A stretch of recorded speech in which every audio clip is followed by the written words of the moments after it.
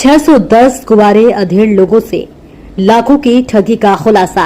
शगुन marriage bureau के नाम पर सेंटर चलता मिला। यूपी के झांसी में मैरिज ब्यूरो के नाम पर ठगी का अड्डा चलता मिला। नीतू प्रजापति व उसके दोस्त सतीश ने शगुन मैरिज ब्यूरो के नाम पर यह सेंटर खोला हुआ था। अखबार में छपे वधू चाहिए विज्ञापन देख यहां से कॉल की जाती, लड़कियों के एआई से बने सुंदर फोटो भेज उन्हें शादी का झांसा देते, रजिस्ट्रेशन के नाम पर यूपीआई से कैश मंगा लेते। यहां 17 लड़कियां काम करते मिली। अब तक 610 लोगों से ठगी की पुष्टि हुई है। फिलहाल सेंटर मैनेजर हिना कौसर जेल चली गई हैं। कल दिनांक 22/4/2026 को थाना सीपरी बाजार को एक सूचना मिली कि सरयू विहार कॉलोनी थाना सीपरी बाजार क्षेत्र में एक रेजिडेंशियल बिल्डिंग में टॉप फ्लोर पे एक साइबर सेल या एक साइबर सेंटर चल रहा था, जिसपे पुलिस ने संयुक्त टीम ने साइबर थाने की और सीपरी बाजार थाने की संयुक्त टीम ने वहां पे छापेमारी की। तो वहां हमें करीब 17 से 20 महिलाएं मिली जो ये कॉल सेंटर चला रही थी। ये कॉल सेंटर शगुन मैट्रिमोनी के नाम से चल रहा था। इसमें जब हमने पूरा छानबीन की तो ये तथ्य सामने आए कि ये जो महिलाएं हैं ये 18 से 20 वर्ष की थी और इनके पास एक पूरी लिस्ट थी, एक पूरा डेटाबेस था जिसमें पुरुष जिनकी उम्र 50 वर्ष से ज्यादा है उनको ये महिलाएं कॉल करती थी और इनको शादी का झांसा देती थी। ये इनको फोटोज देती थी महिलाओं की और बायोडेटा देती थी और इनसे रजिस्ट्रेशन फीस लेती थी। तो जब ये पुरुष इस झांसे में आ जाते थे कि इनकी शादी होगी, उसके बाद ये इनसे अभद्रता करती थी वीडियो कॉल और फोन कॉल के थ्रू, और ये चीटिंग करके वही महिला बन के बात करती थी।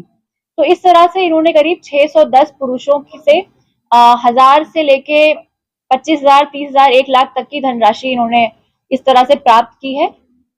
इसमें सबसे खास बात यह है कि इसमें करीब 17 जो महिलाएं हैं 18 से 20 वर्ष की, ये सारी बहुत ही इकोनॉमिकली बैकवर्ड सेक्शन से आती हैं और ये एक तरह से साइबर स्लेवरी की पीड़ित हैं।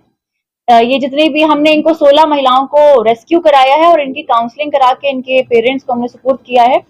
ये महिलाएं जो इकोनॉमिकली बैकवर्ड सेक्शन से आती थी, ये मजबूर थी इस काम को करने के लिए।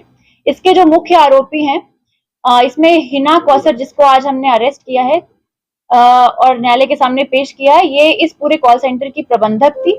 ये यहाँ पे सबसे पुरानी एक तरह से वर्कर है और यही सारे रजिस्टर का लेखा जोखा करती थी। इसी के नाम पे रेंट एग्रीमेंट भी था जहाँ पे ये कॉल सेंटर चल रहा था।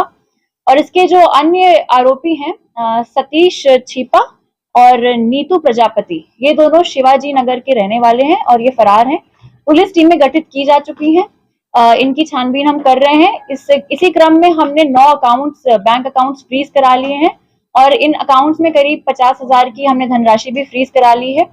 जो रजिस्टर्स हमें मिले हैं उसमें यह पता चलता है कि करीब 30 से 40 लाख का फ्रॉड इन्होंने एक साल में 600 के ऊपर पुरुषों के साथ किया है।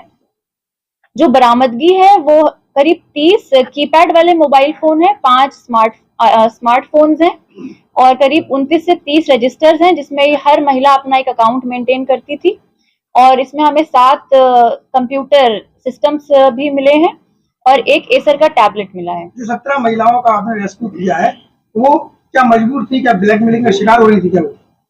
ये 17 महिलाएं साइबर स्लेवरी का शिकार थी और ये सारी 5,000 की सैलरी पे रखी गई थी।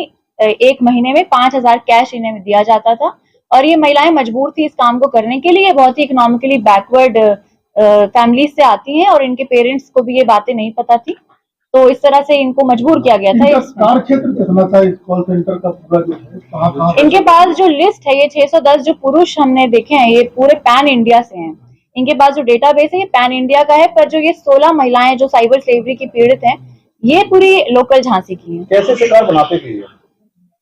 इनके पास एक पूरा डेटाबेस है, जो सॉफ्टवेयर है जिसमें 50 या 40 वर्ष की उम्र के पुरुष जिनको दूसरी शादी करनी है या जो इस तरह की एक्टिविटीज में संलिप्त हैं, उनका इन्होंने पूरा एक डेटाबेस बनाया हुआ था और उन्हीं को ये महिलाएं कॉल करती थी। मैम एक चीज और, क्या आपने कहा कि यही लड़कियां जो दूसरे के नाम से कॉल करती थी, कुछ वल्गर बातें भी करती थी उस तरह की, तो इनका कोई दोष अभी तक नहीं माना जा रहा है? देखिए, ये महिलाएं इकोनॉमिकली बैकवर्ड कंडीशंस में हैं और इनको ट्रैप किया गया है। ट्रैप करके इनको ट्रेन किया गया है कि आपको इस तरह से बातें करनी है। साइबर स्लेवरी यही तो है क्या कि आप मजबूरी थी इनकी, मतलब क्या कोई डॉक्यूमेंट इनका रख लिया था, आधार इनके कार्ड? सारे डॉक्यूमेंट्स रख लिए जाते थे और इनके जो वीडियोस हैं वो इनको काउंटर इन्हीं को बोला जाता था कि हम आपके ये वीडियोस वायरल कर देंगे या आपके घर पे बता देंगे कि आप इस तरह का काम कर रहे हैं। जो ये फोटोज भेजते थे, जिन पुरुषों को शादी का झांसा देते थे, वो फोटोज कौन से होते थे? ये फोटो जो महिलाओं की ये देते थे, ये एआई जनरेटेड फोटोज थी और ये जो इंटरनेट में कहीं से भी किसी महिला की फोटो मिल जाती थी उसको भेजते थे। ठीक।